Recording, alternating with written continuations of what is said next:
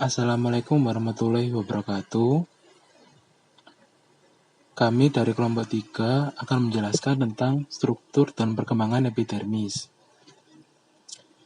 Nama saya Eki Noval Zaki, nomor NIM 20250012, dan teman saya Latifatul Asmi dengan NIM 20250006, dengan dosen penanggung jawab yaitu Ibu DRA Ngadiani MKes.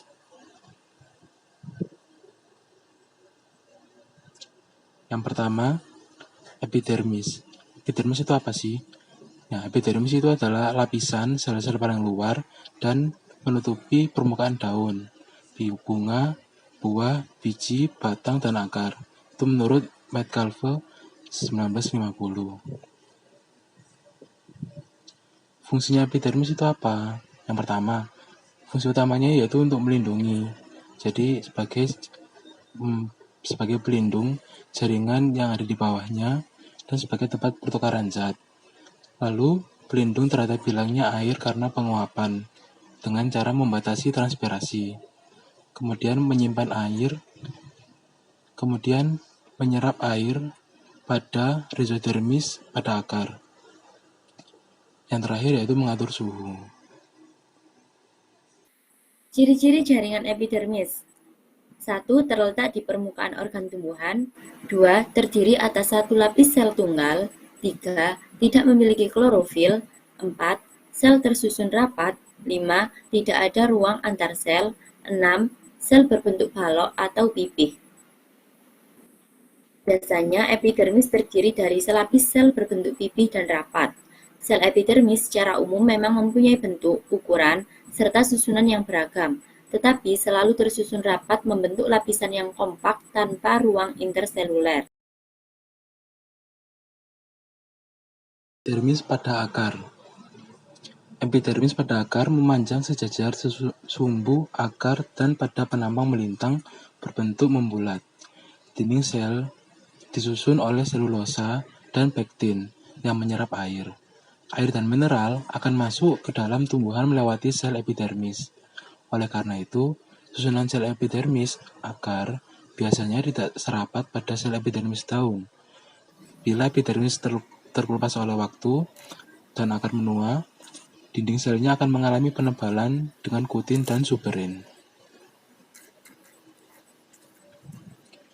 Epidermis batang, bagian dikotil. Pada batang yang mengalami pertumbuhan sekunder, lapisan epidermis digantikan oleh lapisan gabus yang dibentuk dari kambium gabus. Lapisan gabus pada tumbuhan berguna untuk memperbesar daya perlindungan batang dan mengurangi penguapan air. Epidermis pada batang. Monokotil. Tidak adanya kambium pada monokotil menyebabkan batang monokotil tidak dapat tumbuh membesar. Dengan perkataan lain, tidak terjadi pertumbuhan menebal sekunder. Meskipun demikian, ada monokotil yang dapat mengadakan pertumbuhan menebal sekunder. Misalnya pada pohon hanjuang, Cordyline sp, dan pohon nenas seberang, Agave sp. Epidermis pada batang umumnya juga terdapat stomata dan trichom. Epidermis pada daun. Sel epidermis umumnya tubular. Pada helaian daun tumbuhan dikotil, dinding antiklinal sel epidermisnya kebanyakan berlekuk-lekuk. Dalam batang dan teristimewa pada daun tumbuhan monokotil, sel epidermis bentuknya memanjang. Derivat epidermis, yaitu suatu bangunan atau alat tambahan pada epidermis yang berasal dari epidermis, tapi memiliki struktur dan fungsi yang berlainan dengan epidermis itu sendiri. Jaringan epidermis mengalami modifikasi membentuk derivat. Yang pertama, stomata. Celah atau lubang yang diapit oleh dua sel penjaga. Fungsinya yaitu sebagai jalan masuk dan keluarnya karbon dioksida dan oksigen pada saat respirasi dan fotosintesis. Yang kedua, fungsinya yaitu sebagai jalur penguapan air. Lalu ada trikoma, rambut-rambut epidermis yang terdiri dari sel tunggal atau sel banyak, yang memiliki fungsi yang pertama mengurangi penguapan, lalu meneruskan rangsangan. Yang ketiga, mengurangi gangguan dari hewan lain. Yang keempat, membantu penyebaran biji. Yang kelima, membantu penyerbukan bunga. Yang keenam, membantu penyerapan air dan garam mineral. Lalu ada spina.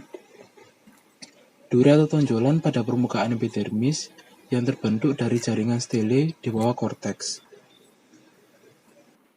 Jenis trikoma. Jenis trikoma dibagi menjadi dua. 1. Non-glanduler, 2. glanduler. Non-glanduler atau tidak menghasilkan sekret merupakan rambut bersel 1, rambut bersel banyak, rambut sisik, rambut bercabang, dan rambut akar. Sedangkan glanduler atau menghasilkan sekret merupakan hitoda, sekresi garam, sekresi nektar, dan rambut sengat. Jaringan epidermis mengalami modifikasi membentuk derivat. Ada emergensia. Emergensia merupakan tonjolan yang berada pada permukaan organ yang terbentuk dari epidermis dan subepidermis. Kemudian ada sel kipas. Sel kipas merupakan sel yang lebih besar dari sel epidermis, vakuola besar, berdinding tipis, dan berisi air. Fungsi dari sel kipas yaitu untuk dapat membuka serta juga menutup daun atau gerakan menggulungnya daun. Yang kemudian ada sel kersi atau silika. Bagian sel epidermis yang berbentuk bulat, elips, dan pelana yang berisi kristal kersit yang menyebabkan permukaan batang menjadi keras. Kemudian ada filamen, tersusun oleh sel mati yang terdapat pada bagian dalam epidermis akar gantung atau akar nafas pada tumbuhan epifit. Kemudian ada litokis, sel epidermis yang dindingnya mengalami penebalan dan mengandung sistolit. Bentuknya menyerupai sarang lebah yang tersusun oleh selulosa dan endapan kalsium karbonat. Ukurannya lebih besar dari ukuran epidermis sekitarnya.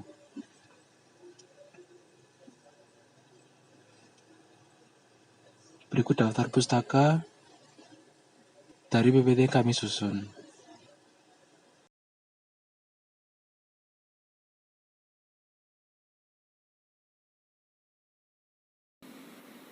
Berikut merupakan studi kasus yang berkaitan dengan jaringan epidermis. Perbedaan kerapatan stomata daun tumbuhan alang-alang atau Imperata cylindrica L di tempat terang dan teduh. Di dalam dunia pertanian, tanaman bisa dibedakan berdasarkan tipe fotosintesis, yaitu tanaman C3, C4, dan CAM atau Crassulacean acid metabolism. Tumbuhan alang-alang merupakan jenis tanaman C4. Tanaman C4 membutuhkan intensitas cahaya matahari yang tinggi untuk proses fotosintesis dan dapat tumbuh baik pada lahan yang terbuka.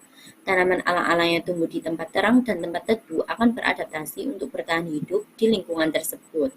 Respon yang paling terlihat pada tumbuhan alang-alang yang hidup di daerah terang dan teduh adalah pada daunnya.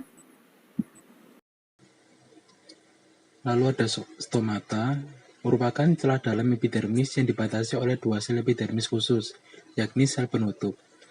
Stomata berfungsi sebagai pintu masuknya karbon dioksida ke dalam daun untuk berlangsungnya fotosintesis dan penguapan air.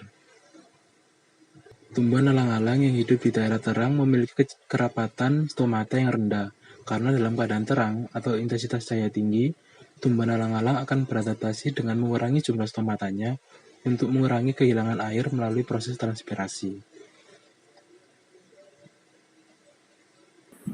Kesimpulan. Berdasarkan perbedaan kerapatan stomata daun tumbuhan alang-alang yang hidup di tempat terang dan tempat teduh, daun tumbuhan alang-alang yang hidup di daerah terang memiliki jumlah stomata lebih sedikit dibandingkan dengan daun tumbuhan alang-alang yang hidup di tempat teduh. Artinya, kerapatan stomata daun tumbuhan alang-alang yang hidup di tempat teduh lebih rapat dibandingkan dengan kerapatan stomata di tempat terang. Terima kasih.